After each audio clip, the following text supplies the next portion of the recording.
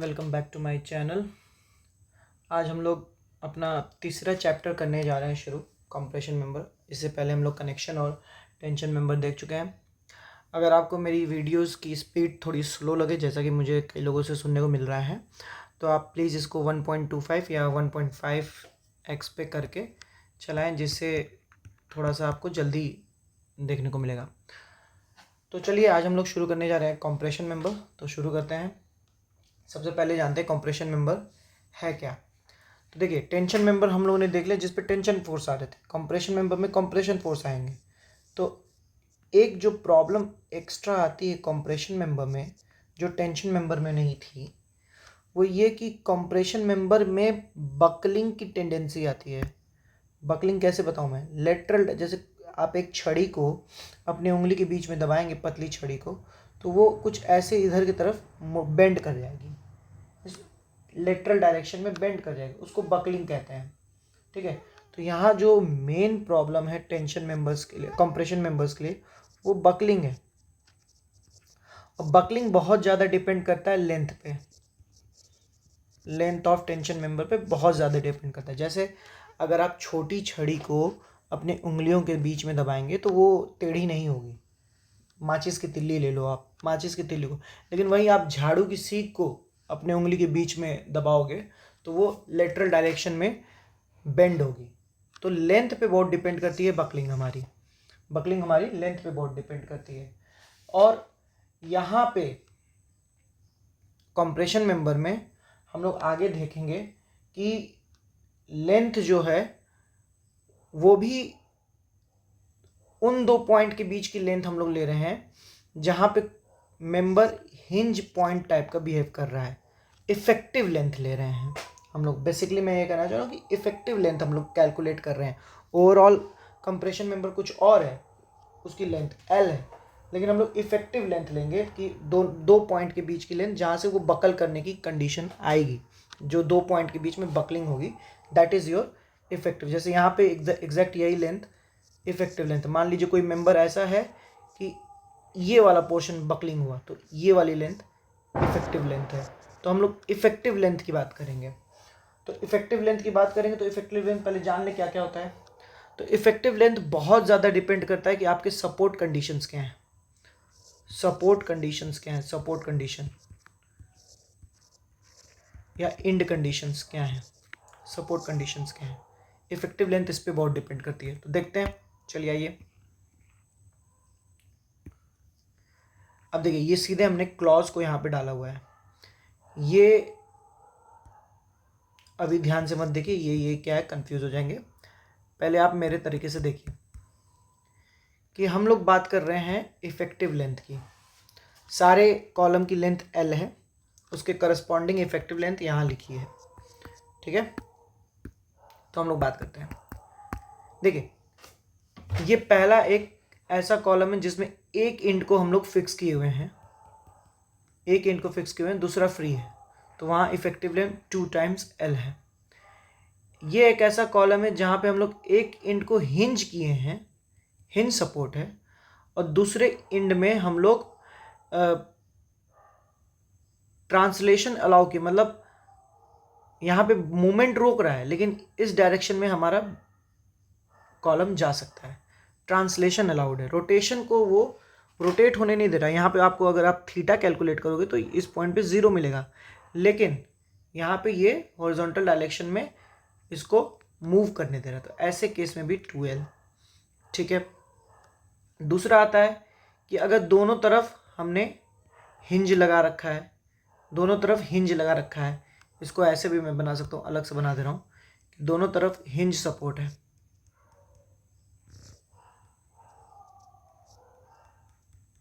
ठीक है। तो दोनों तरफ हिंज सपोर्ट है तो 1L।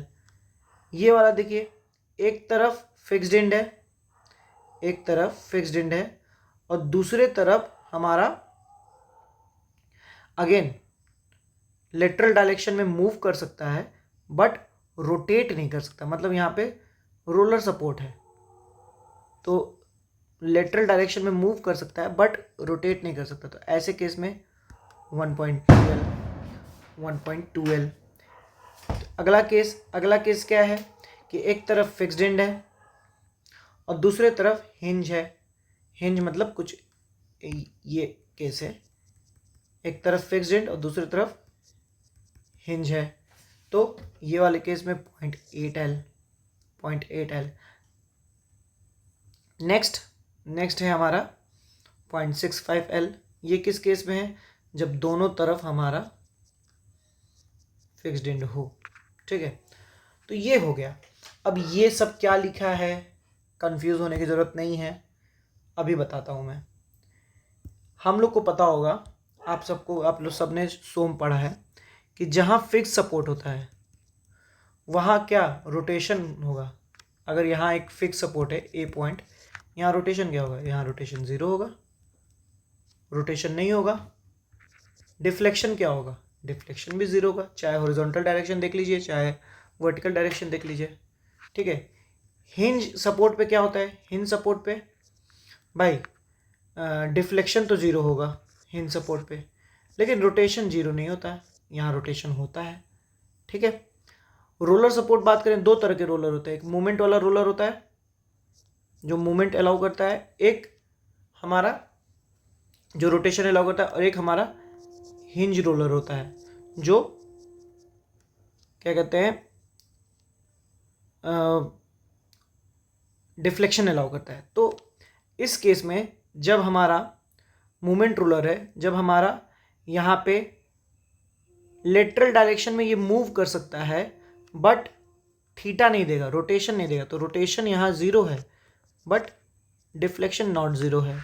यहाँ डिफ्लेक्शन 0 है बट रोटेशन नॉट 0 है, रोटेशन नॉट 0 है। तो इन सारे केसेस को ऐसे यहाँ लिखा है। अब देखिए पहला case, at one end at other end. एक एंड पे बोल रहा है कि ट्रांसलेशन आपका रिस्ट्रेंड है, रोटेशन रिस्ट्रेंड है। मतलब क्या? फिक्स सपोर्ट है एक एंड, और दूसरा एंड दोनों फ्री है। दोनों फ्री मतलब फ्री एंड है वो। ठीक है, तो ये यहाँ पे ऐसे केस में 2L। फिर अगेन एक जगह ट्रांसलेशन फ्री है, ट्रांसलेशन फ्री है और क्या रोटेशन रिस्ट्रेंड है। एक जगह ट्रांसलेशन फ्री है और रोटेशन रिस्ट्रेंड है, और दूसरी जगह अगेन ट्रांसलेशन फ्री है और रोटेशन रिस्ट्रेंड है। ऐसे केस में भी 2L ऐसे केस में भी।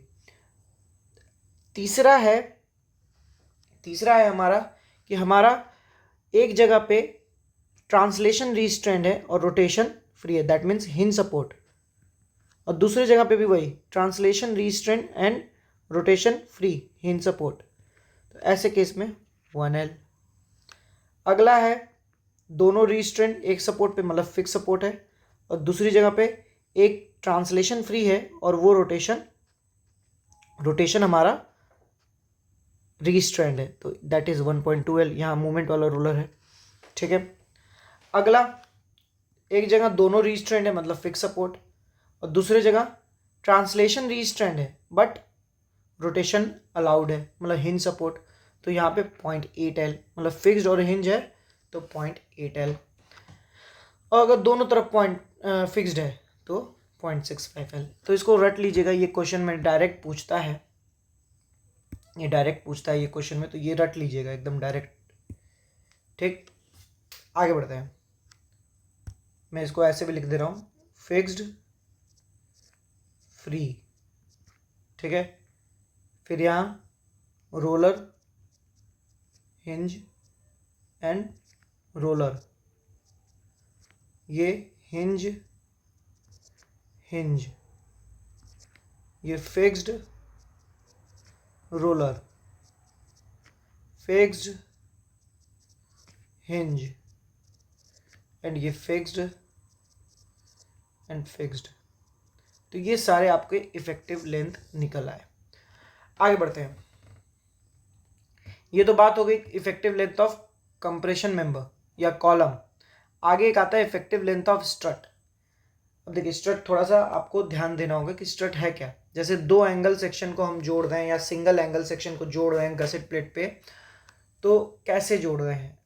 अब यहाँ पे दो केस है हमारे, एक डिसकंटिन्यूअस वाले और एक कंटिन्यूस वाला। कंटिन्यूस वाले में बस एक ही याद करना है, बाकी डिसकंटिन्यूस के 2 डिफरेंट केस बनेंगे।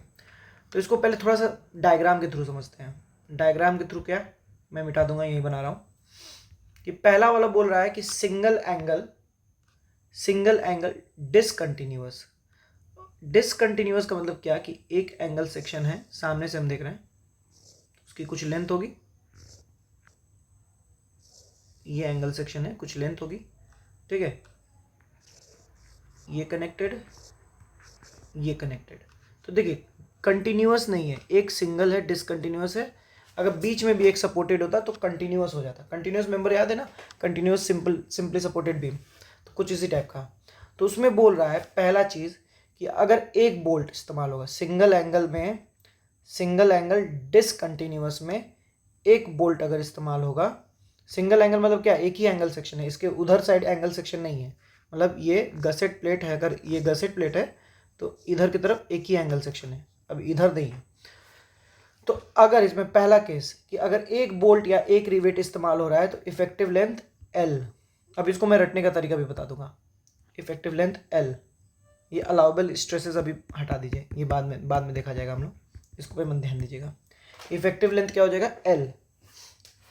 दूसरा केस क्या है, दूसरा केस कि यहाँ पे हमने दो दो बोल्ट लगा दिए, यहाँ पे हमने दो बोल्ट लगा दिए, तब या वेल्डिंग कर दी या रिवेट 2 लगा दिए, तब 0.85 L, इफेक्टिव लेंथ 0.85 L।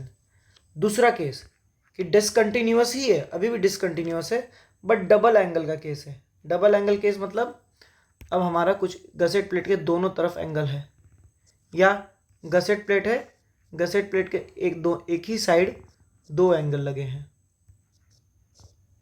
इस टाइप का कुछ केस है, डबल एंगल केस है, ठीक है। तो डबल एंगल केस में बारी बारी देखिए।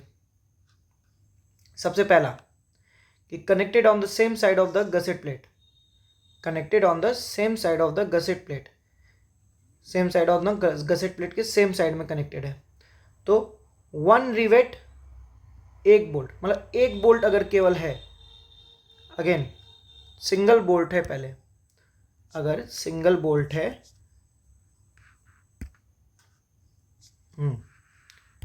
सिंगल बोल्ट है, यहाँ पे सिंगल बोल्ट है, तो हमारा इफेक्टिव लेंथ L, वहाँ पे भी सिंगल बोल्ट था तो L था। तो सिंगल के लिए तो आराम से याद कर सकते हैं, ठीक है। 2 और मोर रिवेट्स, अगर 2 या 2 से अधिक हैं तो 0.85 L, ठीक है, 2 या 2 से अधिक हैं तो 0.85 L।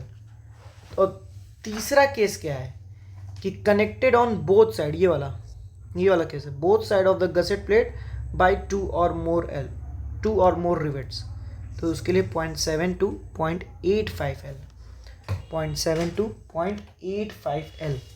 एक बार फिर से बोल रहा हूँ मैं कि डबल एंगल और डिसकंटिन्यूस, डबल एंगल भी है और साथ में डिसकंटिन्यूस भी है, उसके लिए क्या है, उसके लिए है पहला कि अगर कनेक्टेड ऑन सेम साइड है तो उसमें 2 केस कि सिंगल रिवेट है या सिंगल बोल्ट का इस्तेमाल हो रहा है तो L, सिंगल से एक से ज़्यादा बोल्ट का इस्तेमाल हो रहा है तो 0.85 L, ठीक है। और दोनों जो हमारे एंगल सेक्शन है, दोनों गसेट प्लेट के अपोजिट साइड लगे, मतलब एक इस साइड लगा है, ये वाला केस, तब 0.7 to 0.85 L, ओके। ये आगे बढ़े, चलिए। और एकमात्र एक कंटिन्यूस वाला केस एक ही है, वो ये है कि चाहे सिंगल हो या डबल एंगल हो, अगर कंटिन्यूस है, चाहे सिंगल हो चाहे डबल हो, अगर कंटिन्यूस है, एक या एक से ज़्यादा बोल्ट है या वेल्डिंग है, तो हमारा 0.7 L to 1 L, ठीक। तो इसको याद करने का सबसे अच्छा तरीका यही है कि पहले आप याद कर लो कि कंटिन्यूस के लिए 0.7 to 0.1 L, 0.7 to 1 L, और अगर इसका एवरेज लोगे ना तो ये 0.85 L आएगा, कर लेके देख लेना। तो सिंगल हो या डबल एंगल हो, कंटिन्यूस हो, वेल्डिंग हो, रिवेट हो, एक से ज़्यादा हो, तो 0.7 to 1 L, ठीक है। दूसरा क्या है, दूसरा केस क्या है, दूसरा केस डिसकंटिन्यूअस में दो केस। पहले सिंगल एंगल का देखो, तो डिसकंटिन्यूअस में सिंगल एंगल के केस में अगर एक बोल्ट है तो एल, और एक से ज़्यादा बोल्ट है, मतलब दो या दो से ज़्यादा बोल्ट है तो 0.85 एल, ये याद रखना है। डबल एंगल के केस में, डबल एंगल के केस में अगर हमारा सिंपल सी बात है कि डबल एंगल है और डिसकंटिन्यूअस है, तो हमारा पहला ये कि एल, अगर दोनों प्लेट एक साइड में लगी हुई हैं, गसेट प्लेट के एक साइड में लगी हुई हैं, तो और एक बोल्ट की मदद से चिपकाई गई हैं तो एल, अगर एक बोल्ट से ज़्यादा की मदद से चिपकाई गई हैं तो 0.85 एल, मतलब just like previous one, just like previous one. But अगर हमारा क्या कहते हैं दोनों साइड में कनेक्टेड किया गया है, गसेट प्लेट के दोनों साइड कनेक्ट किया गया तो 0.7 to 0.85 एल। तो ये ऐसे याद कर लीजिएगा। चलिए आगे बढ़ते हैं।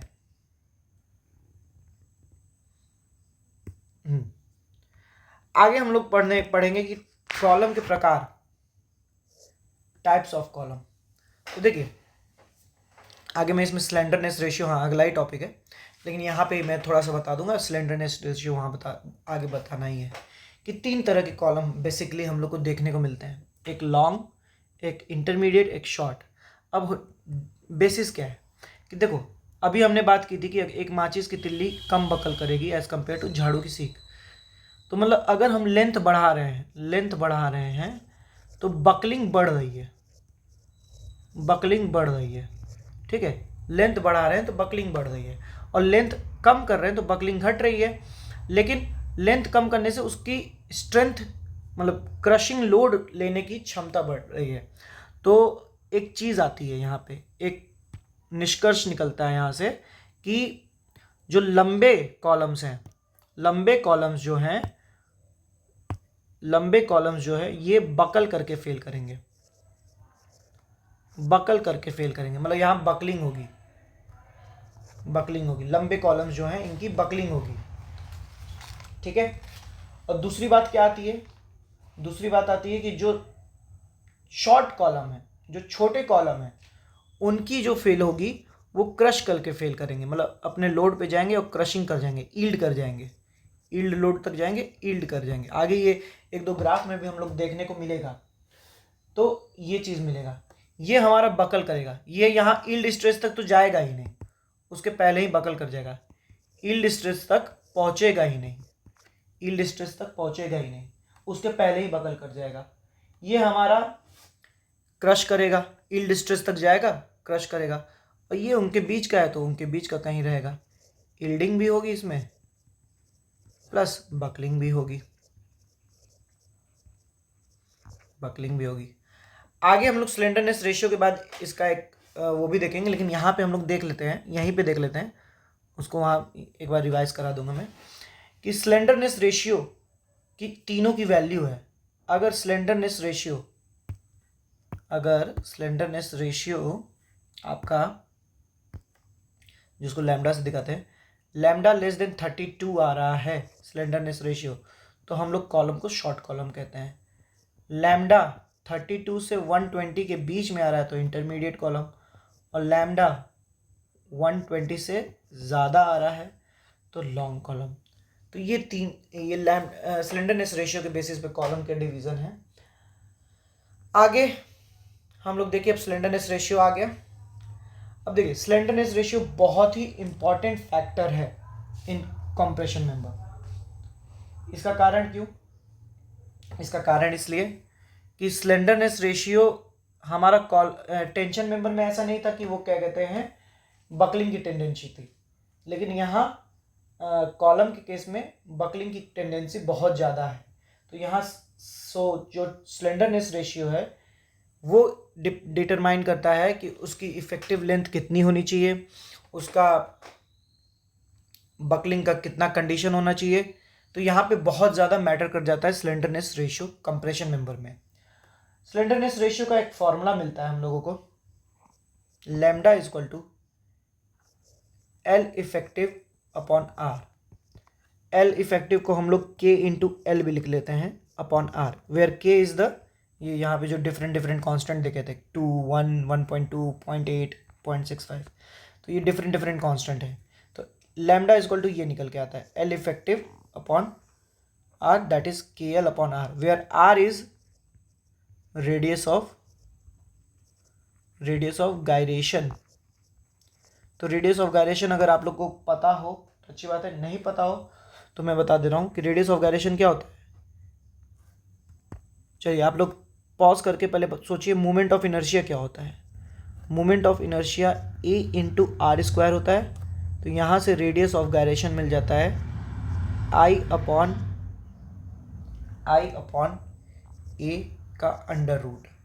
तो अब देखिए स्लेंडरनेस रेशियो की बात हो रही है, आई अपॉन ए का अंडर रूट, और आई जो है वो डिफरेंट डिफरेंट एक्सेस के अबाउट डिफरेंट डिफरेंट होती है।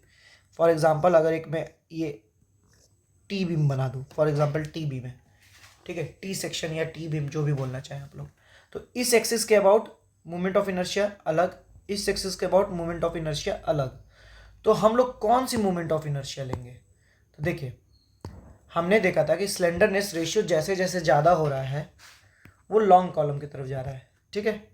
स्लेंडरनेस रेशियो जैसे जैसे ज़्यादा हो रहा है वो लॉन्ग कॉलम की तरफ जा रहा है। तो हम स्लेंडरनेस रेशियो को कम से कम रखें। स्लेंडरनेस रेशियो, फिर से ध्यान दीजिएगा, एकदम बातों को ध्यान से सुनिएगा कि स्लेंडरनेस रेशियो ज़्यादा हो रहा है तो वो कॉलम लॉन्ग कॉलम की तरफ जा रहा है, बकलिंग ज़्यादा होगी, ठीक है, और वो अपने इल्ड स्ट्रेस तक भी नहीं पहुंचेगा। तो ये अच्छी बात नहीं है, ये अच्छी बात नहीं है। तो स्लेंडरनेस रेशियो कम रखा जाए। तो स्लेंडरनेस रेशियो कम रखने के लिए हमको आर की वैल्यू ज़्यादा होनी पड़ेगी, ज़्यादा होनी पड़ेगी। तो ऐसे केस में आर की वैल्यू ज़्यादा होनी पड़ेगी, तब स्लेंडरनेस रेशियो कम होगा, तो हमारा डिज़ाइन सेफ होगा। लेकिन हम लोग मान के चलते हैं कि क्या कहते हैं, हम कमज़ोर वाले को अगर बचा लें, जैसे फॉर एग्जांपल यहाँ से हमारा दो मोमेंट ऑफ इनर्शिया आएगा, एक आई मान लेते हैं ये 1 1 एक्सिस है, ये 2 2 एक्सिस है। तो यहाँ से एक I1 आएगा और I2 आएगा। फॉर एग्जांपल हम मान लेते हैं कि I2 जो है वो ग्रेटर देन I1 है, फॉर एग्जांपल मान रहे हैं अभी हम। तो I2 के लिए अबाउट जो R2 आएगा वो भी ग्रेटर होगा, R2 जो होगा वो ग्रेटर देन R1 होगा। R2 ग्रेटर देन R1 होगा, मतलब हमारा जो लैम्डा 2 है वो लेस देन लैम्डा 1 होगा, लैम्डा 2 जो है वो लेस देन लैम्डा 1 होगा। मतलब क्या हम ये कह सकते हैं कि जो हमारा लैम्डा 2 आ रहा है, लैम्डा 2 वो ज़्यादा स्ट्रांग है एज कंपेयर टू लैम्डा 1। फिर से ध्यान दीजिएगा, यहाँ से ध्यान दीजिए कि लैम्डा ज़्यादा लॉन्ग कॉलम, बकलिंग ज़्यादा कमज़ोर व्यक्ति, लैम्डा ज़्यादा लॉन्ग कॉलम, बकलिंग ज़्यादा कमज़ोर वो है, ठीक है। तो लैम्डा को कम से कम रखें, लैम्डा को कम से कम रखें। तो लैम्डा को कम से कम रखने के लिए हमको क्या करना होगा? पहले दोनों एक्सिस के अबाउट हम मोमेंट ऑफ इनर्शिया चेक कर लिए। तो अभी हम मान लिए कि I2 के अबाउट मोमेंट ऑफ इनर्शिया ज़्यादा है। तो मोमेंट ऑफ इनर्शिया ज़्यादा है तो ये आर हमारा ज़्यादा है, आर हमारा ज़्यादा है तो ये लैम्डा इसके करस्पॉन्डिंग कम होगा। तो लैम्डा हमारा कम आया, मतलब ये जो सेकेंड एक्सिस है, this axis is stronger axis, इसके अबाउट मटेरियल हमारा स्ट्रांग है, इसके अबाउट हमारा मटेरियल स्ट्रांग है क्योंकि लैम्डा यहाँ पे कम आया। तो वीक वाला एक्सिस क्या है? वीक वाला एक्सिस हमारा ये हो गया, ये हमारा वीक वाला एक्सिस हो गया, इसके अबाउट लैम्डा जो है वो कम आया है। तो अगर हम वीक वाले को सेफ कर दें, वीक वाले के अबाउट हम डिज़ाइनिंग कर दें, इसके अबाउट हम डिज़ाइनिंग कर दें और इसको सेव कर दें, तो अगर हम कमज़ोर को बचा लेंगे तो स्ट्रांग तो अपने आप बच जाएगा। तो इसीलिए हम लोग जब स्लेंडरनेस रेशियो निकालते हैं और दो एक्सिस के अबाउट स्लेंडरनेस रेशियो निकलता है लैम्डा 1 लैम्डा 2, तो हम लोग वो स्लेंडरनेस रेशियो लेते हैं जिसके अबाउट सेक्शन वीक होगा। तो किस स्लेंडरनेस रेशियो के अबाउट सेक्शन वीक होगा? जो स्लेंडरनेस रेशियो ज़्यादा होगा। तो यहाँ लैम्डा 1 हमारा डोमिनेंट कर जाएगा, ठीक है, उसके अबाउट हम लोग डिज़ाइनिंग करेंगे। तो यहाँ थोड़ी किचड़ी पक गई, इसको हटाता हूँ मैं।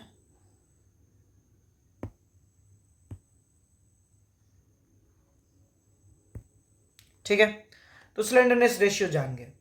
कुछ कोडल क्लॉज भी हैं, जैसे टेंशन मेंबर में थे, याद आ रहा होगा आप लोग को, वैसे कुछ कोडल क्लॉज यहाँ पे भी हैं।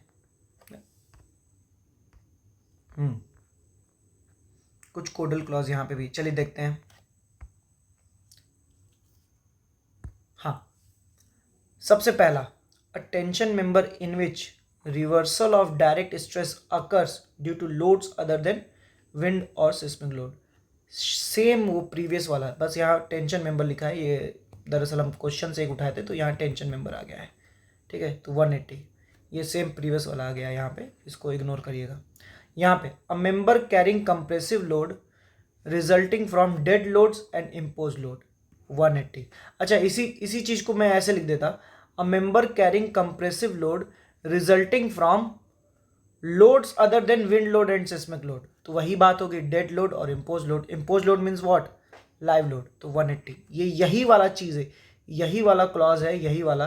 बट अंतर क्या है, बट अंतर यही है कि कंप्रेसिव मेंबर बोल दिया तो कुछ नहीं चेंज हुआ है। बस याद कर लीजिए कि रिवर्सल ऑफ लोड हो रहा है या लोड आ रहा है due to dead load and impose load, तो क्या है, 180 है। दूसरा, a member subjective to compressive forces resulting only from combination of wind earthquake action provided that deformation of such member does not adversely affect the stress in any part। तो ये 250 है। पहली चीज इसमें की पॉइंट क्या है, की पॉइंट याद रखने वाली ये है कि कंप्रेशन फोर्सेस जो आ रहे हैं वो due to wind and earthquake है, पहली चीज ये। और दूसरा, डिफॉर्मेशन जो हो रहे हैं वो एडवर्सली अफेक्ट नहीं कर रहे हैं स्ट्रक्चर को, तो ऐसे केस में लेमडा की वैल्यू 250। फिर तीसरा case compression flange of beam restraint against lateral torsional buckling. यहाँ की पॉइंट है लेटरल टॉर्शनल बकलिंग। तो अगर compression flange lateral torsional buckling के अगेंस्ट रिस्ट्रेंट है तो वहाँ पे लेमडा की वैल्यू 300। एंड अगेन ये वाला भी वही टेंशन वाले से आया, लेकिन इसको यहाँ देखने की जरूरत है। क्यों? क्योंकि यहाँ पे लिखा है member normally acting as a tie in roof truss bracing system not considered as effective when subjected to possible reversal of stresses resulting from action of wind और अर्थक्वेक फोर्सेज। कब? जब लैम्डा 350 होगा, ठीक है। तो ये वही वाला है कि क्या कहते हैं, रिवर्सल ऑफ स्ट्रेसेस हो रहा है ड्यू टू विंड, अर्थक्वेक, इन सब के द्वारा। किसका? टाई मेंबर का, ठीक है, tie member in roof truss, ये बहुत ध्यान रखिएगा। और अगर केवल सिंपल बस लिख दे कि a member in which reversal of stress is due to loads other than seismic and wind, तो 180, ठीक है। तो ये बहुत इंपॉर्टेंट है। मैं कोशिश करूंगा कि एक शॉर्ट डाल दूं जिसमें दोनों हो, कंप्रेशन मेंबर और टेंशन मेंबर दोनों, ठीक है।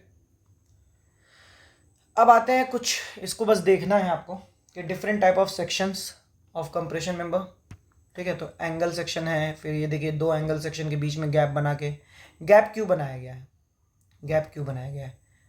अच्छा, खुद सोचिए, खुद सोचिए। फॉर एग्जांपल ऐसे मैं भी गैप बना के दिखा ही देता हूँ। हमने पढ़ा था I is equal to A into R square and R is equal to under root I upon A, ठीक है, आई अपॉन ए। और लैम्डा इज इक्वल टू क्या था हमारा, एल इफेक्टिव अपॉन आर। तो आर जितना ज़्यादा लैम्डा उतना कम, लैम्डा उतना कम तो हमारा सेक्शन स्ट्रॉन्ग। मतलब हम बोल सकते हैं कि आर जितना ज़्यादा, लैम्डा उतना कम, और हमारा बकलिंग उतना अवॉइड होगी, बकलिंग उतनी नहीं होगी, शॉर्ट कॉलम की तरफ हम लोग जाएंगे तो हमारा स्ट्रॉन्ग, ठीक है। तो आर कैसे बढ़ा सकते हैं? आर हम बढ़ा सकते हैं कि जो मेंबर्स हैं उनके बीच में गैप ला दें, उनके बीच में गैप ला दें तो आर बढ़ जाएगा, आर बढ़ जाएगा तो लैम्डा घट जाएगा। तो इसलिए देखिए एक ये भी मेंबर है, फिर ये देखिए यहाँ पे इन दोनों के बीच में इस डायरेक्शन में गैप है, इसमें देखिए दोनों तरफ में डायरेक्शन में गैप है। तो ऐसे करके एंगल सेक्शन को डिफरेंट कॉम्बिनेशन बना के हम लोग इस्तेमाल कर सकते हैं, ठीक है। आगे बढ़ते हैं, चलिए।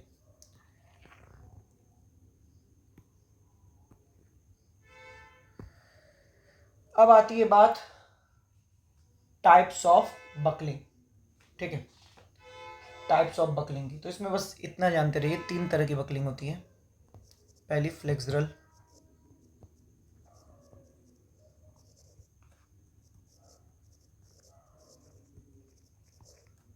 फ्लेक्सुरल मूवमेंट के कारण, किसी तरह के मूवमेंट के कारण बकलिंग हो जाना, दैट इज फ्लेक्सुरल ना, ड्यू टू मूवमेंट, लिख दे रहा हूँ यहाँ पे, ड्यू टू मूवमेंट। और इसी के लिए यूलर ने यूलर लोड का फॉर्मूला दिया इसी के लिए। दूसरी है टॉर्शनल, टॉर्शनल बकलिंग, नाम से ही क्लियर है, किसकी वजह से, टॉर्शन की वजह से। ये थिन मेंबर्स में होता है अधिकतर, थिन प्लेट मेंबर्स में। और तीसरा है टॉर्शनल एंड फ्लेक्सुरल, या flexural and torsional buckling.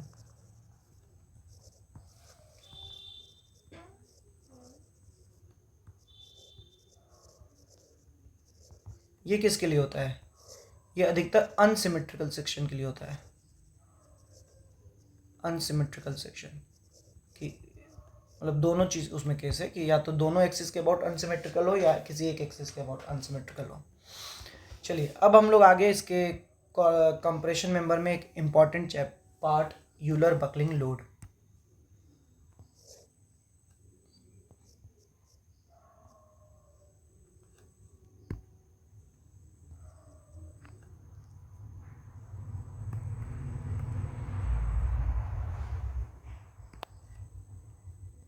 PCR, Euler buckling load. अब देखिए, ये तो सिंपल सा एक इलास्टोप्लास्टिक कर्व है, जिसमें इलास्टोप्लास्टिक स्ट्रेस स्ट्रेन कर्व है। यहाँ स्ट्रेन है,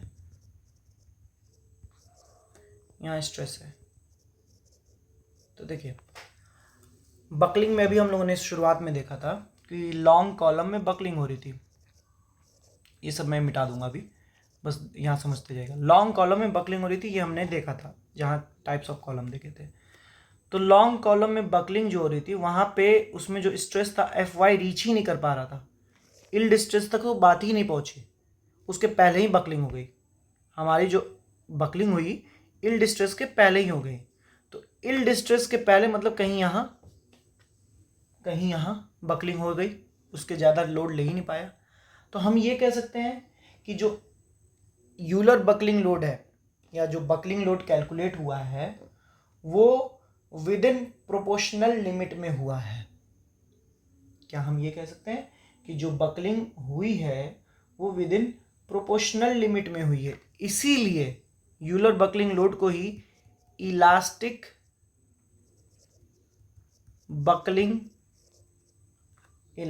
बकलिंग ऑफ कॉलम भी कहते हैं।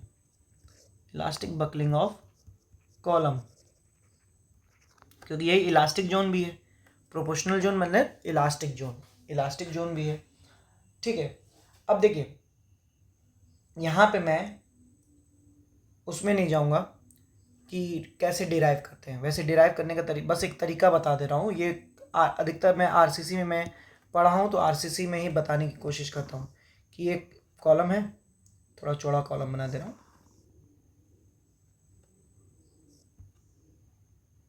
ये थोड़ा कॉलम है, डायग्राम पे बन जाएगा। यहाँ पी फोर्स, यहाँ पी फोर्स लग रहा है। अब इसके कारण हल्का सा अगर ये बेंड हुआ, मान लेते हैं कुछ डिस्टेंस बेंड हुआ, तो डिफ्लेक्शन की इक्वेशन हम लोग जानते हैं फ्रॉम इंटीग्रेशन वाला, अगर स्ट्रक्चरल एनालिसिस किसी ने ध्यान से पढ़ी है तो, कि m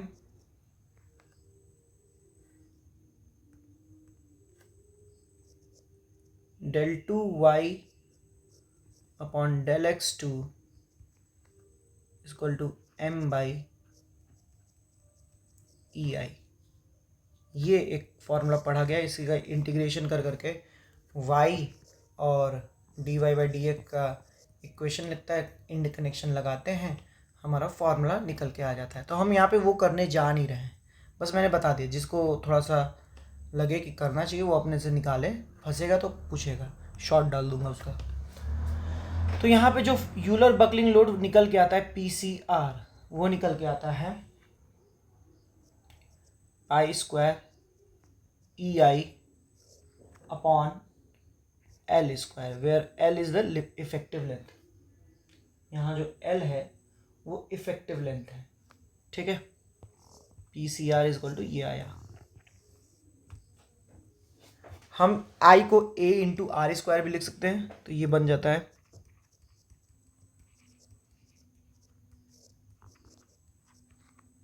आर स्क्वायर को बटे में लेते आओ,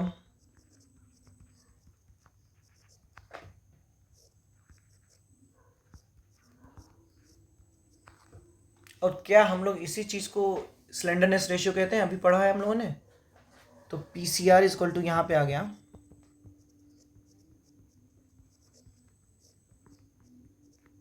और स्ट्रेस इज इक्वल टू क्या होता है, स्ट्रेस इज इक्वल टू होता है F C R. Stress is equal to होता है फोर्स अपॉन एरिया। तो फोर्स अपॉन एरिया करेंगे तो ये एरिया कट जाएगा,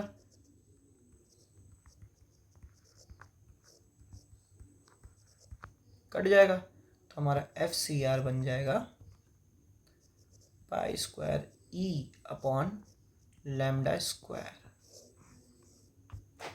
तो हमको यहाँ से मिल गया कंडीशन कि या तो मैं ये बोलूँ कि यूलर लोड जो है inversely proportional to effective length का स्क्वायर है, या मैं ये बोलूँ कि यूलर स्ट्रेस या Euler load is inversely proportional to slenderness ratio का स्क्वायर।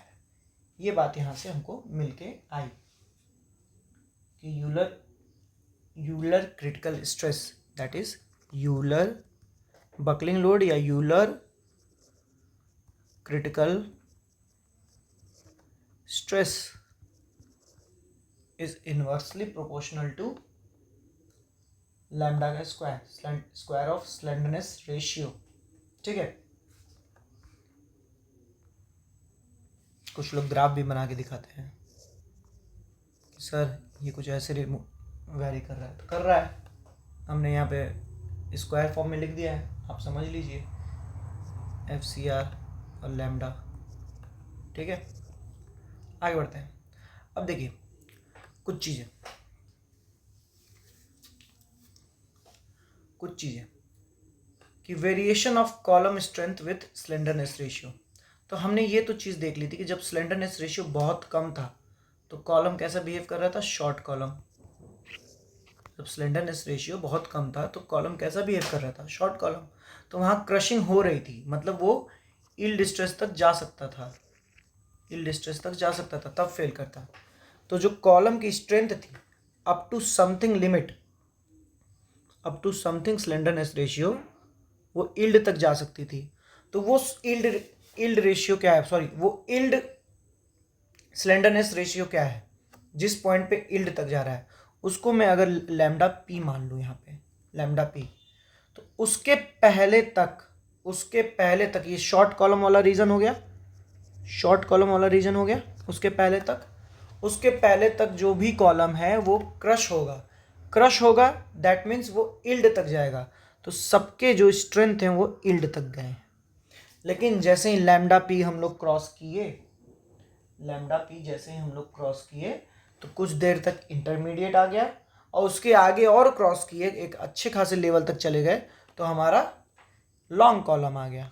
तो वहाँ पे अब हमारा स्लेंडरनेस रेशियो इफेक्ट में आ गया। बकलिंग हो रही है तो लोड स्लेंडरनेस रेशियो के साथ कॉलम की स्ट्रेंथ घट रही है। तो ये हमारा इलास्टिक बकलिंग वाला पोर्शन आ गया।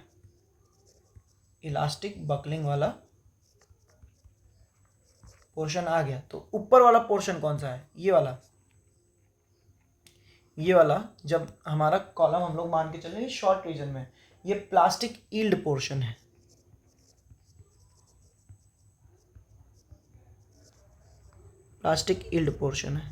ठीक है। तो एक तो ये मिलता है हम लोग को।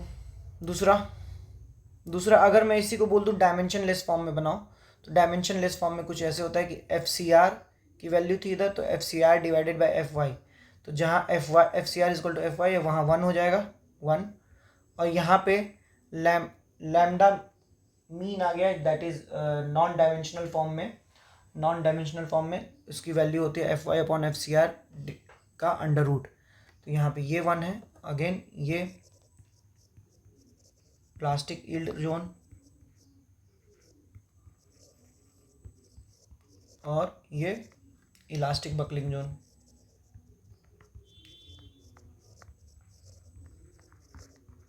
ठीक है, आगे बढ़ते हैं। और भी कॉलम फॉर्मूले आए, तो ये तो चलिए यूलर फॉर्मूला जो था किसके लिए था, लॉन्ग कॉलम्स के लिए था, सुटेबल फॉर लॉन्ग कॉलम्स था वो, क्योंकि वहाँ बकलिंग हम लोग करा रहे थे।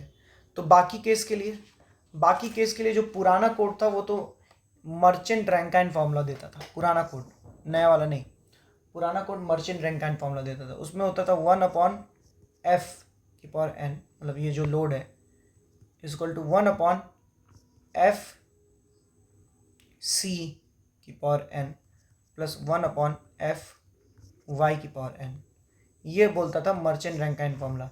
आगे एन की वैल्यू 1 से लेके समथिंग तक जाती थी, वो इम्पोर्टेंट नहीं है, 1 to 3 ऐसे करके रहती थी, लेकिन वो इम्पोर्टेंट नहीं है।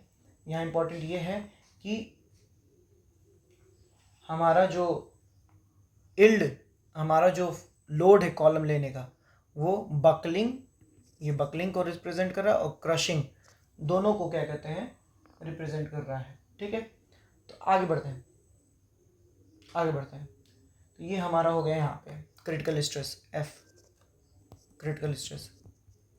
अब जो न्यू कोड है वो इसको फॉलो कर रहा है, कौन, पेरी रॉबर्टसन फॉर्मूला, जो 2007 से आया है कोड।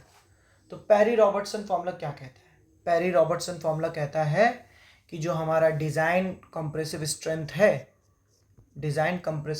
है वो F Y upon gamma M not का समथिंग फैक्टर टाइम्स है। अब ये साई फैक्टर टाइम्स लिख लेते हैं हम, ये है। तो साई की वैल्यू क्या है, तो इसका कोड में लाइन से एकदम एक के बाद एक फॉर्मूला दिया है, हम लोग 1 by 1 देखते हैं कि साई की वैल्यू जो है वो है 1 अपॉन फाई प्लस ब्रैकेट में phi square minus lambda square power 0.5, मतलब 1/2।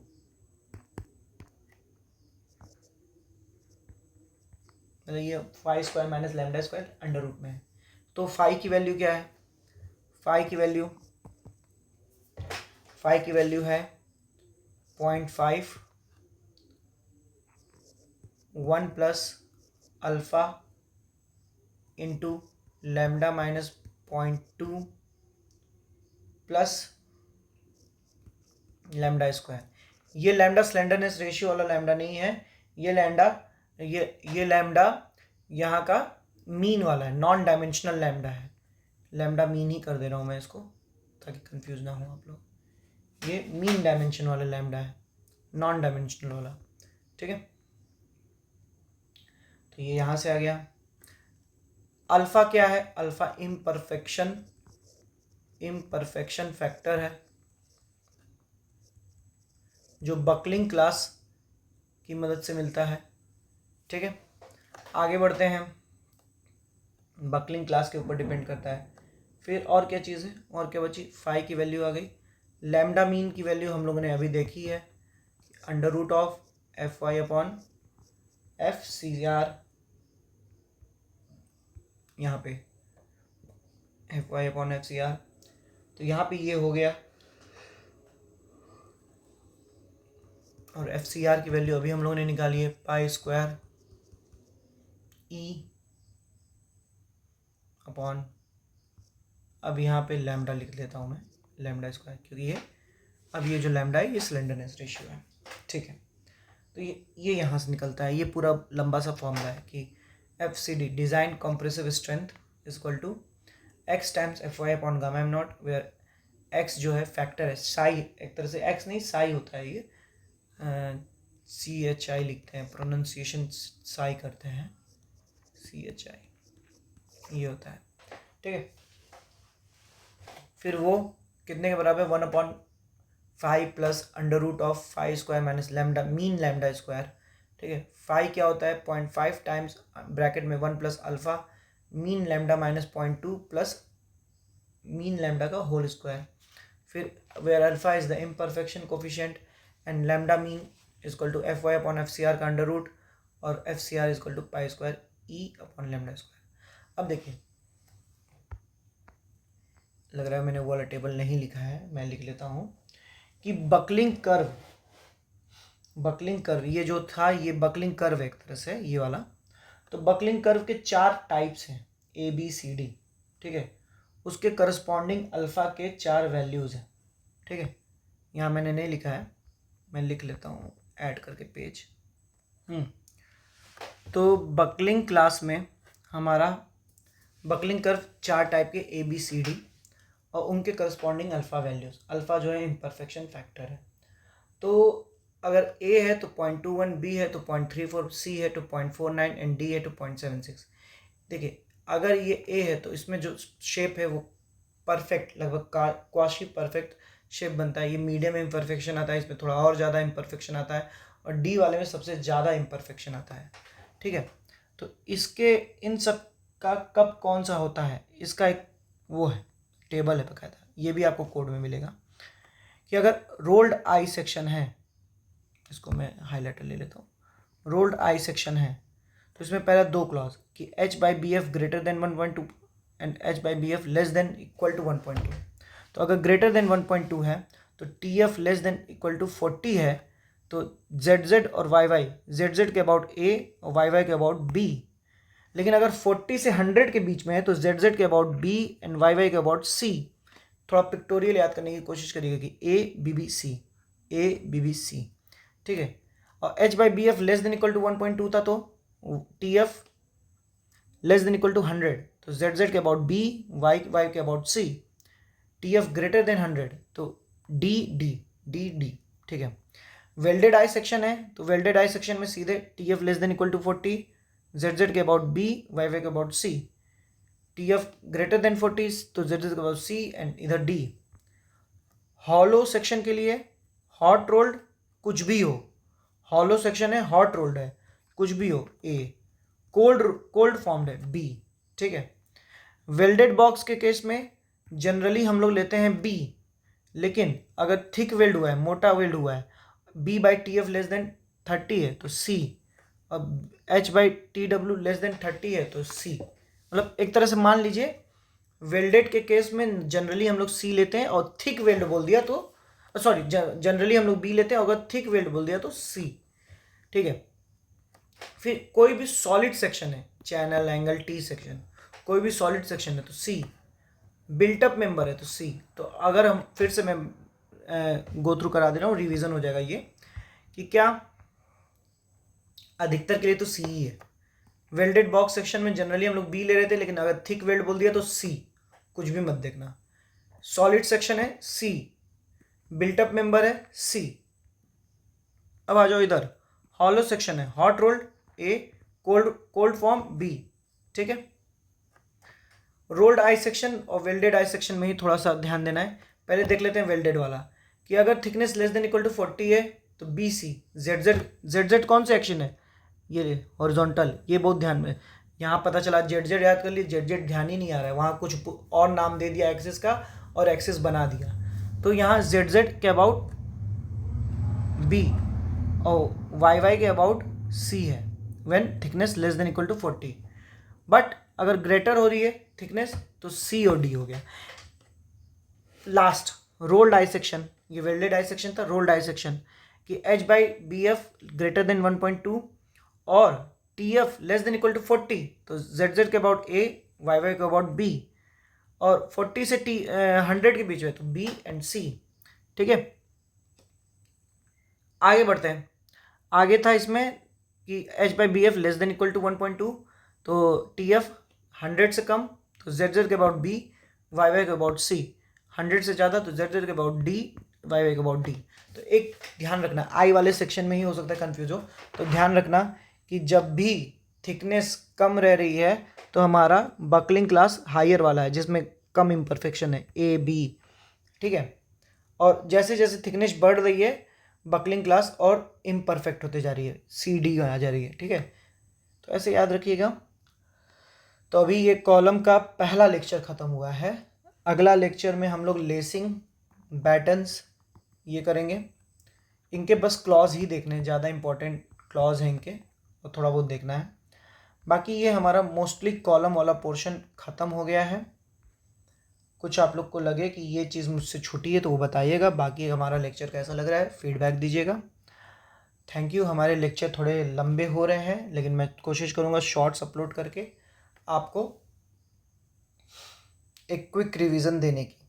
Thank you.